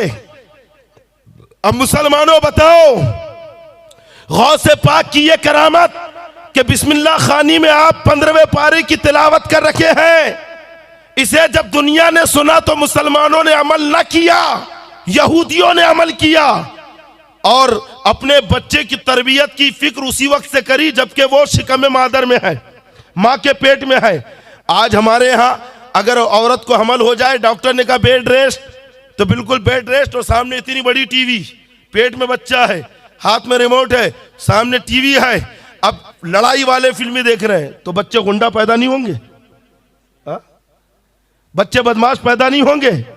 कि चोर वाली फिल्में, कि फहश और बेहुदा फिल्में, तो बच्चे क्या वैसी जहन लेकर नहीं आएंगे? अरे माँ बाप का असर औलाद में आता है, यही मेरा उन्वान है आज का। काम अच्छा हो या बुरा हो, माँ बाप का असर औलाद में जरूर आता है। एक बुजुर्ग थे, तो एक मर्तबा उनके बेटे ने, छोटा सा बच्चा था उनका, 5-6 साल का होगा, ऐसा तीर मारा कि एक आदमी का मशकीजा फोड़ दिया। पानी का जो मशकीजा होता है ना, मश्क चमड़े का, तीर लगा, पानी बह गया। उन्होंने आकर शिकायत की, कहा आपके बेटे ने मेरा मशकीजा फोड़ दिया है। उन्होंने कीमत अदा की और बड़े फिक्र में है, गौर व फिक्र कर रहे हैं। आखिर घर आए, उनकी अहलिया भी बड़ी परहेजगार, मुत्तकी और वलिया थी। कहते हैं कि जरा गौर तो करो अपनी जिंदगी पर, कहीं तुमसे कोई खता तो नहीं हुई। वो गर्दन झुका के मुराकबा करती है, सर उठा के कहती कि नहीं, कोई खता तो नजर नहीं आती। कहने बेगम गौर करो, मैंने भी अपनी जिंदगी का मुहासबा कर लिया, जायजा ले लिया, मुझे अपनी जिंदगी में कोई ऐसा काम नजर नहीं आता जिसका असर औलाद पे पड़े, तुम और देखो। बेगम ने सर झुकाया, थोड़ी देर के बाद उठाया, कहा हाँ एक गलती मुझसे हुई थी। कहा क्या गलती? कहा कि जब हमारा ये बच्चा पेट में था, मैं घर में बैठकर कपड़े सी रही थी, तो हमारे पड़ोस की एक खातून आई और उसने कुछ अंगूर वहां पे रख दिए। कैसे देखो, मैं काम से जा रखी हूं, थोड़ी देर बाद लेके जाऊंगी। वो अंगूर वहां रखे हैं। बार बार मेरी तबीयत अंगूर की तरफ माइल हो रही थी, जी चाह रहा था कि अंगूर खा लूं, लेकिन मेरा दिल कहता कि खबरदार, अमानत है, खयानत नहीं करना। मैंने बहुत अपने नफ्स को रोका, आखिर नफ्स गालिब आ गया। तो फिर मैंने कहा कि अंगूर ना खा, सिर्फ टेस्ट ही कर ले कि कैसे हैं। तो कहती हैं कि मैंने अपनी जो हाथ में सुई थी वो सुई चुबाया और उस सुई को मैंने चूस लिया कि देखो खट्टे हैं या मीठे हैं। जैसे ही ये कहा तो शोहर कहते हैं कि बस तुम्हारी यही गलती है कि तुमने अमानत के अंगूर में सुई चुबोई, आज तुम्हारे बेटे ने एक आदमी का मशकीजा फोड़ दिया। क्या समझे कि अगर तुम कोई बुरा काम करोगे तो उस बुराई का असर औलाद के अंदर आएगा, और अगर कोई नेक काम करोगे तो उस नेकी का असर भी औलाद के अंदर आएगा। माँ बाप का असर जरूर औलाद के अंदर आता है, चाहे असर अच्छा हो या असर बुरा हो। समझे कि नहीं? बुरे असर के ताल्लुक से सुनना चाहेंगे? एक अफसाना है, ये हकीकी वाकया नहीं है, एक लतीफे के तौर पे, लेकिन एक सबक है, इसलिए मैं आपको सुना दे रहा हूं। और ज़ौक़े तबा के लिए भी इतने खामोश बैठे हैं, है ना? सुन रहे हैं कि नहीं खामोशी से? ऐसा तो नहीं कि जहन या आप यहां पे जहन कहीं और है। हजरत इमाम जाफर सादिक रदी अल्लाह तआला अन्हु फरमाते हैं कि बहुत सारे लोग ऐसे हैं जो मजमे में रहकर भी तन्हा होते हैं, और बहुत सारे ऐसे जो तन्हा रहकर भी मजमे में होते हैं। एक आदमी अकेला बैठा है लेकिन दिमाग उसका मोहल्ले में, शहर में, बाजार में घूम रहा है और बोर नहीं हो रहा, क्योंकि तन्हा भी बैठकर मजमे में है। और एक आदमी ऐसा जो मजमे में बैठा हुआ, लोगों के बीच में बैठा है, लेकिन दिमाग कहीं और है, तो तन्हा है कि नहीं? तो ऐसा कोई नौजवान तो नहीं है कि जो तन्हा बैठा है, सबके दिमाग अपने पास है ना, किसी और के पास तो नहीं है। और दिल भी यही है ना, कहीं और तो नहीं है, है ना? हाँ, संभाल के रखो, हिफाजत से रखो। ये दिल है ना खुराफात के लिए नहीं, बल्कि अल्लाह की मोहब्बत के लिए है, उसकी इताअत और फर्मा बरदारी के लिए। समझ गए? दिल की हिफाजत ये हर मुसलमान के ऊपर लाजिम है, क्योंकि दिल ही तो है। हदीस पाक में अगर ये बिगड़ जाए तो पूरा बदन बिगड़ जाता है, और दिल अगर संवर जाए तो पूरा बदन संवर जाता है। हाँ, अगर दिल संवर गया तो ना आंख गुनाह करेगी, ना जबान गुनाह करेगी, ना कान गुनाह करेंगे, ना हाथ पैर गुनाह करेंगे। और दिल अगर बिगड़ गया तो बदन का रुआ रुआ गुनाह करेगा, बदन का एक एक पार्ट्स और एक एक जुज गुनाह करेगा। दिल संभाल लो, निगाहें खुद संभल जाएंगी। दिल संवार लो, हाथ पैर जुबान नाक कान खुद सुधर जाएंगे। और अगर दिल बिगड़ गया, संभाले नहीं संभलेगा। इसलिए ये दिल जो है ना बड़ा कीमती है, इसकी हिफाजत करो। और इतना कीमती है कि जरा सा अगर उसके अंदर में ब्लॉकेज हो जाए तो डॉक्टर भी लंबा बिल निकाल देते हैं। निकालते हैं कि नहीं? हाँ, अरे डॉक्टर डॉक्टर को नहीं छोड़ रहे भैया, कल ही की रिपोर्ट है एक, हकीकत है। मैं मजमे आम में बता नहीं सकता, लेकिन वक्त आएगा तो वो भी बताऊंगा कि एतमाद कर कर, भरोसा कर कर अपनी मुस्लिम कौम का है, जमात का है, लेकिन उसके बाद भी इतना बड़ा खसारा और नुकसान उठाना पड़ा। इसलिए तो मैंने अपनी तकरीर में एक जुमला कहा कि उस डॉक्टर ने इतनी बेरहमी क्यों दिखाई? जो मर्ज नहीं है रिपोर्ट में वो मर्ज लिखकर, ऑपरेशन की जरूरत नहीं थी, ऑपरेशन कर कर लाखों का बिल बना दिया मुस्लिम डॉक्टर, लाखों का बिल। तो मैंने इसलिए तो ये जुमला कहा कि अगर बचपन में वो अपने मां बाप से सबक लेता कि किसी को लूटना, किसी के साथ धोखा करना कितना बड़ा गुनाह है, तो वो डॉक्टर तो बाद में बनता, पहले अच्छा इंसान होता। और अगर ये तहजीब और सबक लेकर नहीं बढ़ा, डॉक्टर तो बन जाएगा, इंसान नहीं बन सकता। समझ रहे आप? हाँ, और फिर कभी कभी नहले पे दहला भी हो जाता है, होता है कि नहीं? एक वकील ने एक मर्तबा अपना एक मकान बेच दिया दूसरे वकील को। उस मकान में कुआं भी था। दूसरे दिन वकील आ गया और आके कहता है कि देखिए, मैंने आपको अपना मकान और कुआं बेचा है, पानी नहीं बेचा है। आप कुआं तो रख सकते हैं लेकिन पानी मत लेना उसका, पानी मेरा है। तो वकील जो था वो कहता है भाई दूसरे वकील से जिसने बेचा था, का बस मैं भी आपके पास यही बताने के लिए आ रहा था कि आप अपना पानी निकाल के लेके जाइए, वरना कल से किराया लगेगा, है ना? तो अगर एक सियाना हो तो दूसरा मिल ही जाता है ना? असर अच्छा हो या बुरा हो, मां बाप का असर औलाद में जरूर आता है। एक चोर था, सुनना चाहेंगे आप? ये अफसाना है, मैं पहले ही बता दे रहा हूं। चोर था, उसने बड़ा माहिर जेब कतरने में, चोरी करने में, और शहर में, है ना, उसकी जमात में उसका बड़ा नाम था। समझ गए आप? हाँ, अरे उसका नाम उसी के बीच में होगा, शरीफों के बीच में थोड़ी होगा। चोरों के बीच में बड़ा नाम कमाया उसने। चोर लोग उसे देखते तो, है ना, अब चोर लोग एहतराम, बॉस बोलते थे, बॉस, उस्ताद, उस्ताद करते कैसा हो, एक दो करतब तो सिखा दो, है ना? कि चोरों का उस्ताद था वो। बहुत माल जमा किया, अब फिक्र हुई कि भाई शादी करना चाहिए। तो उसने रिश्ता तलाश करने वालों को पकड़ा और कहा कि देखो, मुझे शादी करना, अच्छी हसीनो जमील खूबसूरत तेज तर्रार फुर्तीली लड़की चाहिए, और चोरी में मेरी तरह महारत रखती हूं। यानी रिश्ता भी कैसा, चोरनी होता ना। अक्सर अगर कोई डॉक्टर बन जाए तो कहता भाई डॉक्टर नहीं चाहिए, वकील बन गया तो उसे भी वकील चाहिए, होता है ना। तो कोई नौकरी करता है तो ढूंढता है कि नौकरी करने वाली चाहिए। तो ऐसे ये चोर था, तो इसने कहा कि चोरी करने वाली चाहिए, चोर।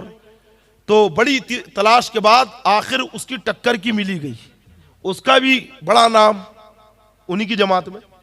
अब रिश्ता हो गया, बात पक्की हो गई, शादी हो गई, आलीशान मकान, सब चोरी का माल था, खूब बनाया। अब खुश हो रहे हैं, चलो भैया शादी हो गई, परिवार बढ़ेगा। बड़ी ख्वाहिश थी कि भाई बच्चा हो जाए, किस्मत से औलाद भी हो गई। अच्छा, दुआ करते थे कि लड़का हो, तो लड़का भी हो गया, बड़े खुश लड़का होने से।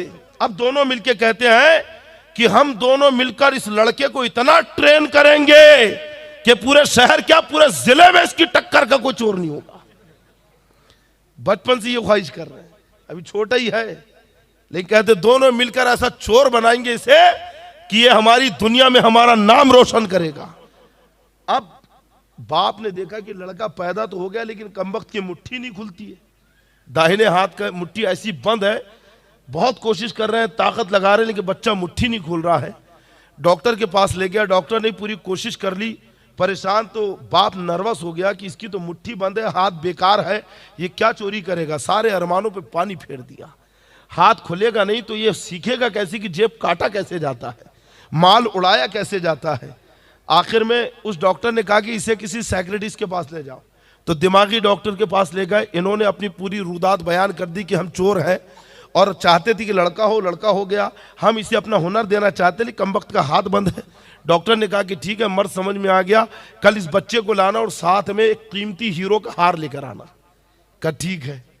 दूसरे दिन डॉक्टर के कहने के मुताबिक वो हीरो का हार, सोने में जड़े हुए हीरे, कीमती हार लेकर पहुंचे।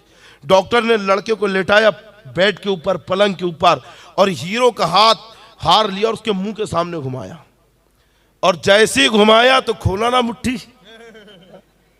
और पकड़ा ना हाथ, है ना, मुट्ठी खोला, लपक के हार पकड़ा उसने।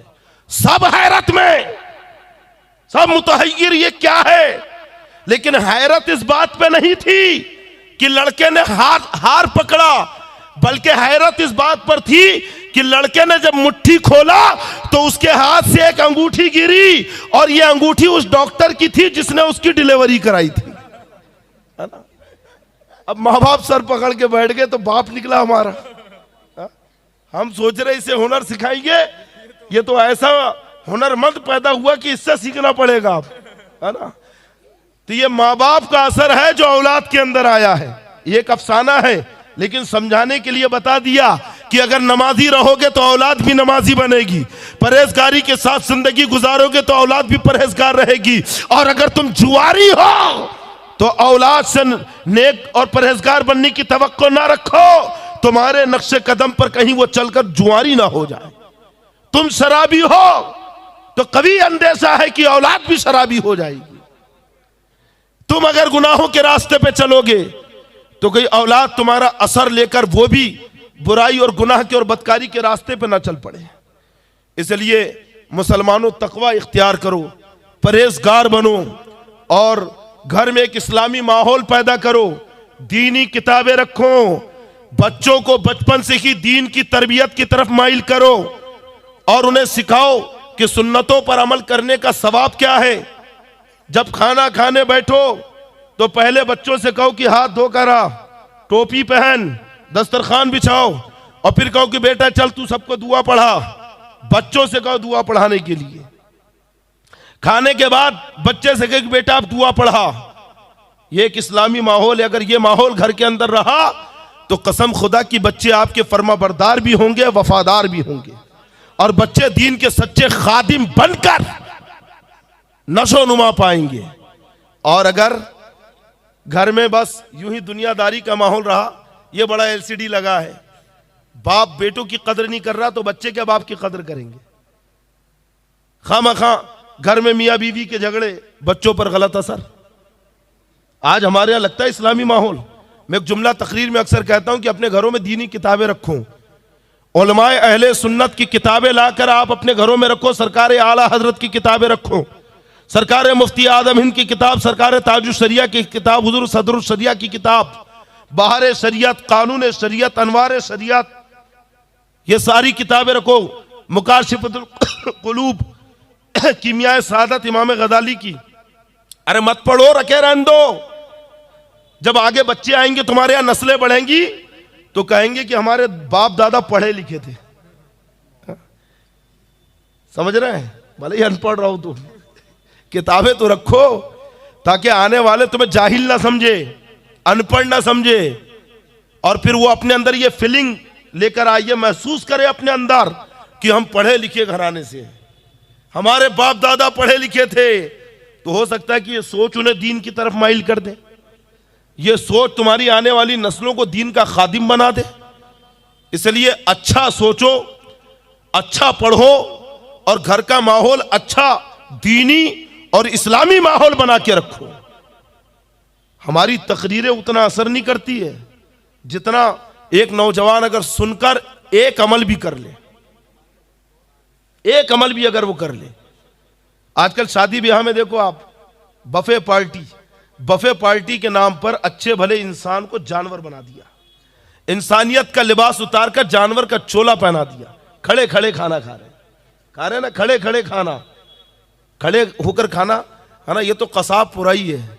अब देख लीजिए, कभी अगर मेरी बात पे यकीन ना हो तो सुबह आजमा लेना, हाथ में चारा लेकर जाना, अगर जानवर बकरे बकरियां बैठी है ना तो खड़े हो जाएंगे, होते कि नहीं?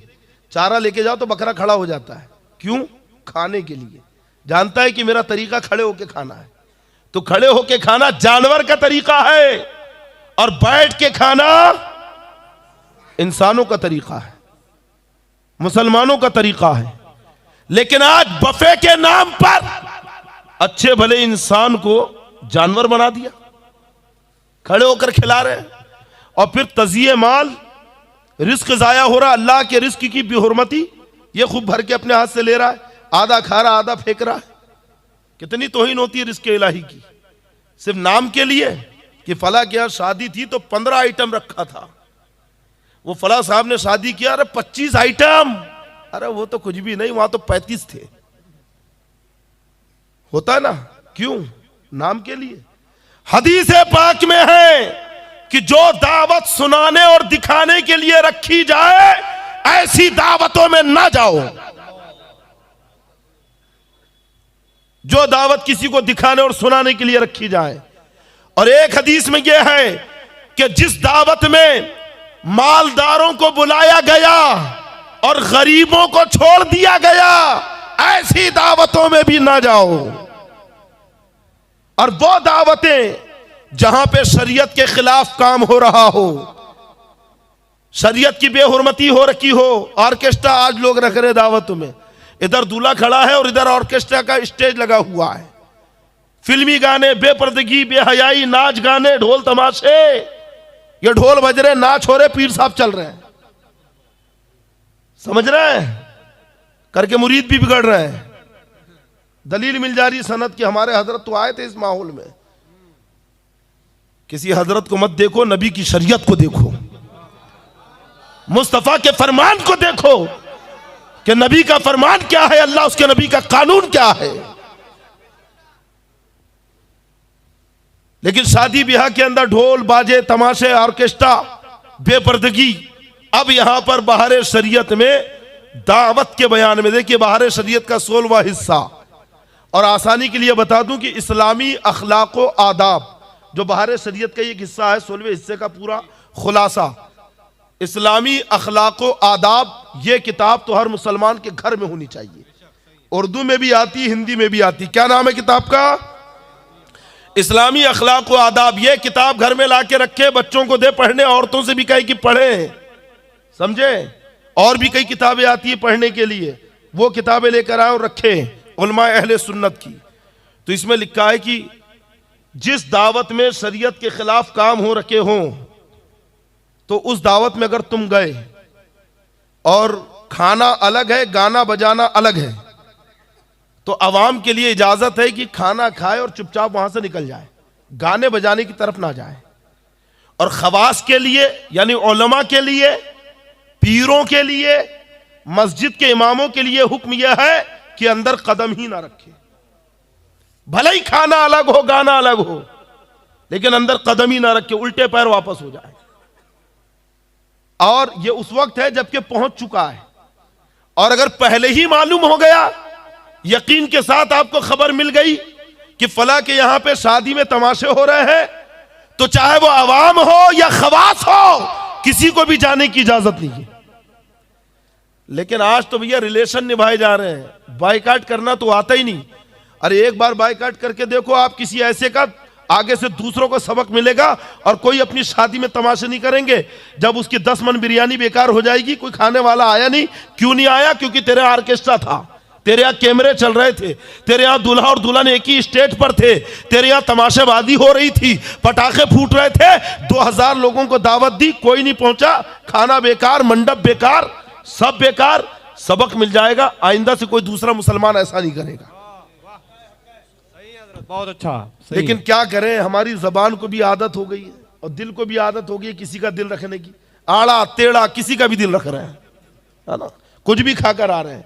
कभी जाकर पूछा भी आपने कि भाई जो जानवर आपने लाया है, जिबा किया, तो गोश्त कहां से आया है? इसका जिबा करने वाला कौन है? क्या सुन्नी मुसलमान की निगरानी में सारा काम हुआ है? कभी पता किया है कि बस गए और दबाए और आए, है ना?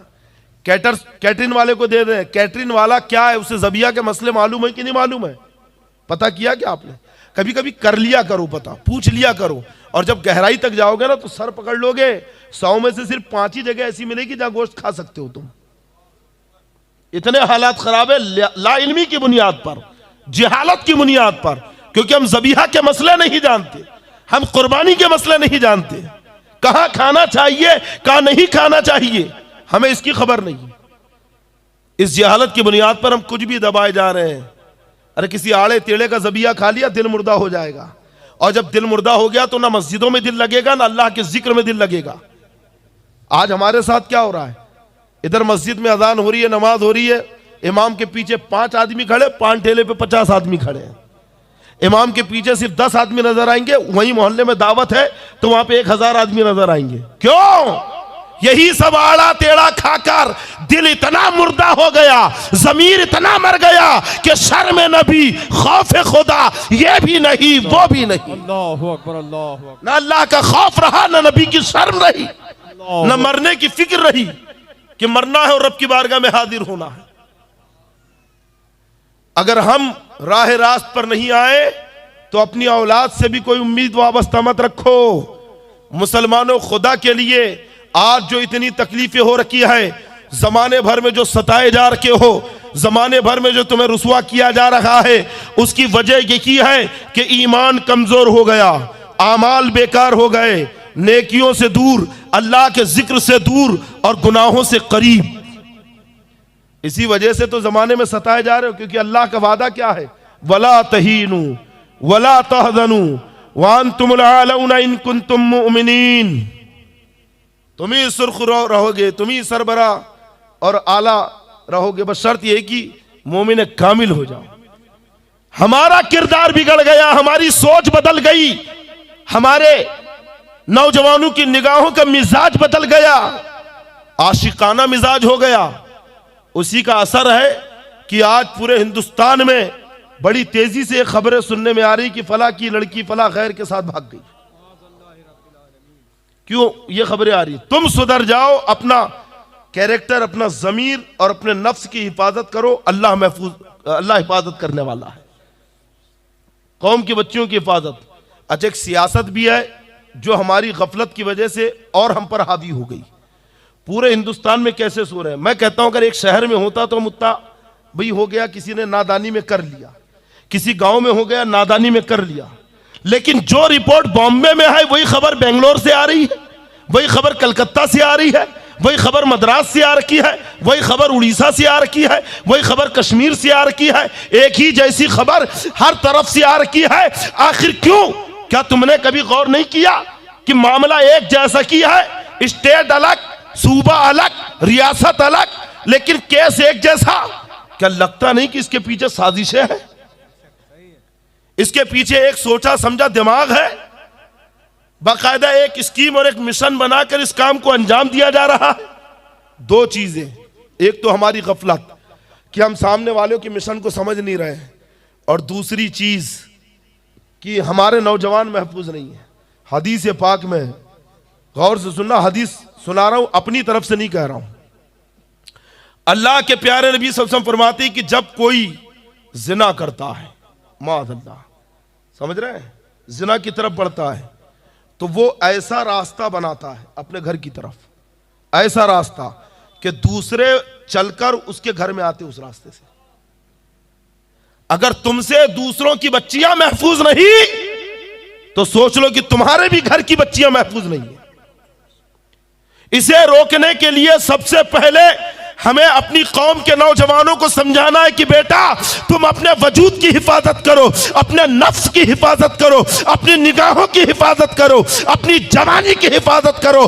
तुम किसी पर गलत निगाह मत डालो, कोई तुम्हारी बहन बेटियों पे गलत निगाह नहीं डालेगा, अल्लाह हिफाजत करेगा। एक तो ये वजह कि खुद नौजवानों की निगाहें दिलो दिमाग महफूज नहीं, और दूसरी वजह हमारी गफलत, तरबियत की कमी और छूट। मॉडर्न जमाना है, थोड़ी आजादी देनी चाहिए। इमाम गजाली तो कहते हैं बच्चियों को दरीचे से भी मत झांकने दो, खिड़कियों से। अगर झांकेंगी कहीं किसी से निगाहें चार हो गई तो दरवाजे पे आ जाएगी, और जिस दिन तुम्हारी बेटी दहलीज पर आ गई तो अब सोचो कि तुम्हारा क्या होगा। इमाम गजाली लिख रहे हैं कि जिस दिन बच्ची दरवाजे पे आ गई अब तुम्हारी इज्जत का क्या होगा वो तुम खुद जानो। या तो बाप अपनी बेटी को मोबाइल दिला रहा है, गाड़ी दिला रहा है कि बेटा ले पूरे शहर में गश्त कर। बच्ची को घर से गए हुए 4 घंटे हो गए, 2 घंटे की ट्यूशन नहीं आई, फोन लगाया कि हाँ अम्मी सहेली के साथ हूं। मां ने भी मान लिया। कौन सी सहेली के साथ है, किसने देखा, कहां पर है? नहीं, हमारी बच्ची तो बहुत। अच्छा, ऐसे जो बच्चे होते हैं ना, ये और यकीन दिलाते हैं, माँ बाप को और यकीन में लेते हैं। क्या आपको हम पे यकीन नहीं है? क्या हम पर एतमाद नहीं कर सकते? क्या आपने हमको ऐसा समझ लिया है? अब बेचारे माँ बाप पिघल जाते हैं, नरम हो जाते हैं। नहीं भाई, हमारे बच्चे हैं, वाकई जब इतनी बड़ी बात कह रहे हैं कि क्या हम पर यकीन नहीं है, तो माँ बाप पिघल जाते हैं, बच्चों पर यकीन। लेकिन जब पत्ते खुलते हैं और हकीकत सामने आती है ना, तो वो भी सन्नाटे में रह जाते हैं कि ये क्या इतना भरोसे और यकीन में हमें लिया, और बाहर बेबाकी से इतने काम। माज़अल्लाह, यानी वो बच्ची जो पर्दे में रहने वाली शरीफ घर में बाप ने कुछ दिनों से छूट दी, इतना बड़ा कदम उठा ली कि वहां पे मैरिज के लिए, क्या कहते हैं उसको, कोर्ट मैरिज के लिए अप्लाई भी कर दी। बाहर से खबर आ रही है। बड़ा गौर करने का मकाम है नौजवानों, मुसलमानों, फिक्र का ये मकाम है कि यहाँ पे हम क्या कर सकते हैं, यहाँ पे हमसे खामी क्या है, कमी क्या है। और मैं तो कहता हूँ कि असबाब हम ही फराहम करके देते हैं। दोस्त है ना, शोहर अपने दोस्तों को घर में ला रहा है, बेपर्दा उसकी बीवी उसके सामने चाय नाश्ता लेके जा रही है। बाप अपनी बेटी को बेपर्दा पूरे बाजार से लेके जा रहा है, ना जाने किसकी निगाह पड़ी, नजर पड़ी, पूछ लिया अपनी बहन से, रिश्तेदार से, फला लड़की की पहचानती है, कोई पहचान की निकलेगी का राब्ता कर, पता कर, नंबर ले। आजकल तो ऐसा है नहीं कि कबूतर उड़ेगा और पहुंचेगा और खबर वहां पहुंचेगी। अभी तो ऐसा है कि 2 मिनट का काम है, सिर्फ मोबाइल हाथ में, 2 मिनट नहीं लगना है जी कांटेक्ट होने में। अभी इतना फास्ट दौर है, जहां डिजिटल दौर आया, ये इंटरनेट का जमाना आया, दिमाग भी तेज हो गए, फटाफट कनेक्शन हो रहे हैं। अच्छी भली पढ़ी लिखी शरीफ बच्ची, अनपढ़ गवार और सफाई करने वाला, कोई कुछ करने वाला, कोई मजदूरी करने वाला, कोई ऑटो चला रहा, कोई कुछ कर रहा। माँ बाप को बड़ा नाज, हमारी बच्ची बहुत पढ़ी लिखी है, अच्छा रिश्ता आएगा तब करेंगे, अच्छा आएगा तब करेंगे। लड़की की उम्र बढ़ती गई, अच्छे रिश्ते के चक्कर में पड़े रहे, और पता चल रहा है कि किसी छोटे मोटे मजदूरी करने वाले के साथ ही चली गई। गलती हमारी भी है, असबाब और राहें हम मुहैया करते हैं। शादी ब्याह में, कल ही एक शादी के अंदर मैंने देखा, टोका भी, अगरचे बीच में पार्टीशन था, पर्दा था, हम जब तक रहे कैमरे वालों की हिम्मत नहीं हुई कि वहां आए। लेकिन जब हम जाने लगे तो देखा कि 3-4 कैमरा मैन नौजवान लड़के, जहां पे तुम्हारी बेटियां थी, तुम्हारी बच्चियां थी, तुम्हारी औरतें थी, और वो कैमरा लेकर पूरी औरतों के मजमे में घूम रहे हैं। क्या ये गैर महरम नहीं है? इन गैर लड़कों को मुस्लिम लड़कियों के मजमे में पहुंचाया किसने? इन औरतों में से ही कोई किसी का बाप है जिसने इन कैमरे वालों को वहां पहुंचाया, कोई भाई है जिसने अपनी बहन की तस्वीर लेने के लिए पहुंचाया, कोई शोहर है जिसने अपनी बीवी की तस्वीर लेने के लिए पहुंचाया। अब कहां गई तुम्हारी ये खुददारी और तुम्हारी शर्म हया और गैरत? ये कैमरामैन ये बीच में घुस रहे हैं। और सुनने में तो यहां तक आया कारी साहब कि मेहंदी लगाने वालों से औरतें मेहंदी लगवा रखी हैं। मेहंदी लगाने के लिए लड़के बैठे हुए, अरे तुम्हारे क्या हुनर की कमी हो गई? कौम में एक से एक बच्चियां मेहंदी लगाना जानती है, क्या जरूरत है बाजारों में जाकर उनके हाथों से मेहंदी लगवाने की, या उन्हें अपने घर में बुलाकर? और यह भी सुनने में आया है बड़े बड़े महंगे महंगे मेकअप किए जा रहे हैं, उन मेकअप करने वालों में भी कई लड़के हैं, लड़कियां तो है, कई जगह लड़कों को भी बुलाया जा रहा। मादअल्लाह, अब मुसीबत नहीं आएगी तो क्या आएगी? सताए नहीं जाओगे तो क्या होगा? तबाही नहीं टूटेगी तो क्या टूटेगी? जबकि रब तबारक व तआला का हुक्म क्या है, शरीयत का कानून क्या है? अरे घर में अगर है, साहबा ने पूछा या रसूल अल्लाह, क्या औरत अपने देवर से पर्दा करेगी? यानी देवर जो है तो क्या उससे भी औरतें? तो मेरे आका फरमाते हैं कि अलहमुल मौत, देवर मौत है। जबकि एक ही घर में रह रहे, एक छत के नीचे रह रहे। अब हमेशा तो पर्दा करना मुमकिन नहीं, लेकिन जितना हो उतना पर्दा करे। देवर से बेतकल्लुफ होना औरत के लिए मना। यहां तो अपने शोहर के दोस्तों से बेतकल्लुफ है, पड़ोसियों से बेतकल्लुफ, क्लास के लड़कों से बेतकल्लुफ। शरीयत की खिलाफ वर्जी करोगे तो मुसीबत नहीं तो क्या आएगी? जबकि कुरान ने जहां यह हुक्म दिया, कूलू, है ना, या अय्युहल्लज़ीना आमनु तक़ुल्लाह हक़्क़ा या अय्युहल्लज़ीना आमनु तक़ुल्लाह वक़ूलू क़ौलन सदीदा। जब बात करो तो अच्छी बात करो, सीधी बात करो, मीठी बात करो। हुक्म आया कि नहीं? खलीफा हारून रशीद के पास एक मरतबा एक बुजुर्ग गए और बड़े जलाल में नसीहत करने लगे। तो हारून रशीद भी बहुत बड़े आलिम गुजरे, इमाम मालिक की सोहबत में रहने वाले, इमाम मालिक की बड़ी पुरजोक दावत करते थे और हज़रत इमाम मालिक को आपने काज़िल क़ुज़ात बनाया था। खलीफा थे, बादशाह थे।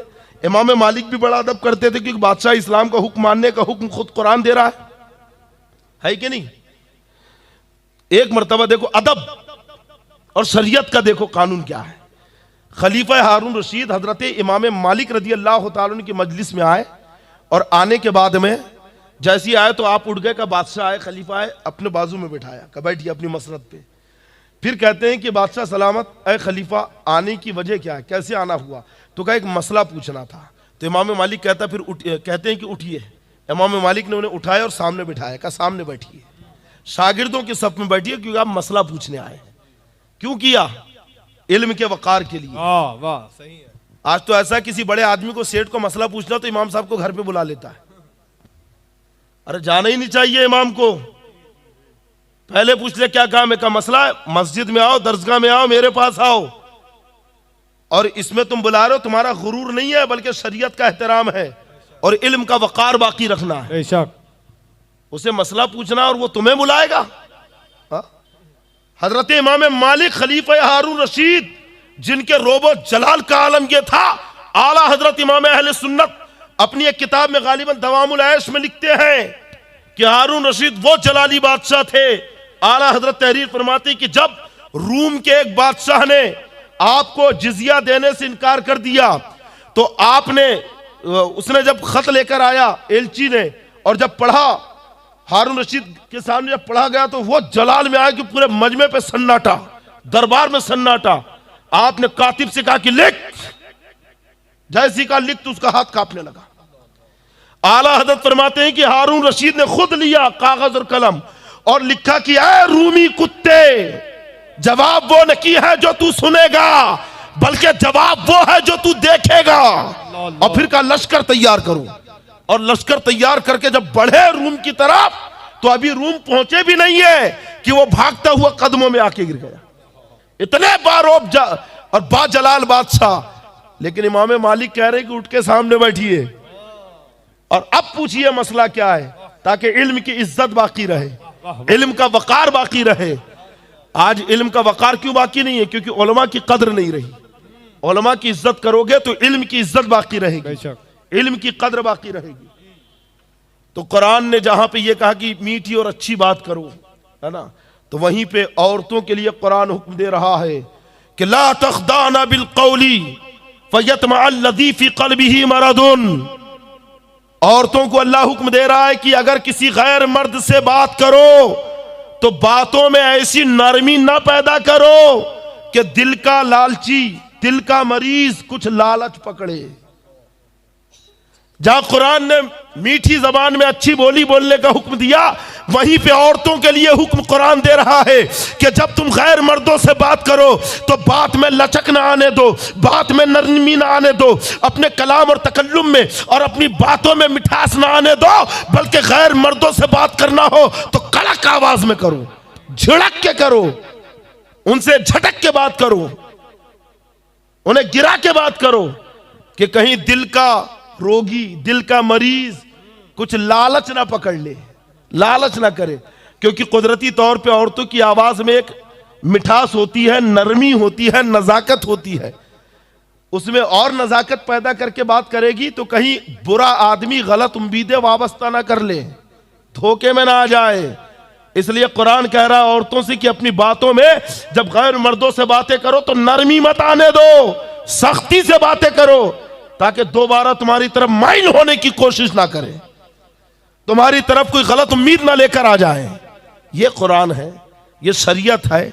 लेकिन आज जो कौम के हालात है, अल्लाह ताला रहम करे, अमल करेंगे इंशाअल्लाह। जो कुछ मैंने बताया इस पे अमल करेंगे और नमाज वगैरह इसकी पाबंदी, इसी के अंदर सारी भलाई, हमारी इज्जत, वकार, रोजी की बरकतें, आखिरत की नेमतें सब अल्लाह ने नमाज के अंदर रखा है। कि बंदा मोमिन ईमान के साथ जब नमाज पढ़ता है तो उसकी दुनिया भी कामयाब और आखिरत भी कामयाब। और नौजवानों, खुदा के लिए अपनी निगाहों की, अपनी जहनों की हिफाजत करो, अपने कदमों को गुनाहों की तरफ ना बढ़ाओ बल्कि मस्जिदों की तरफ उठाओ, अल्लाह के जिक्र की तरफ उठाओ और ऐसी महफिलें, मजलिसें मुनक्किद करते रहो, उसमें आते रहो ताकि हमारा ज़मीर ये सवर जाए, हमारा दिल निखर जाए, हमारा नफ्स पाकीज़ा हो जाए। अल्लाह ताला जो कुछ मैंने कहा हम सबको कहने और सुनने से ज़्यादा इस पे अमल की तौफीक अता फरमाए, गुनाहों से बचाए। अस्सलाम वालेकुम।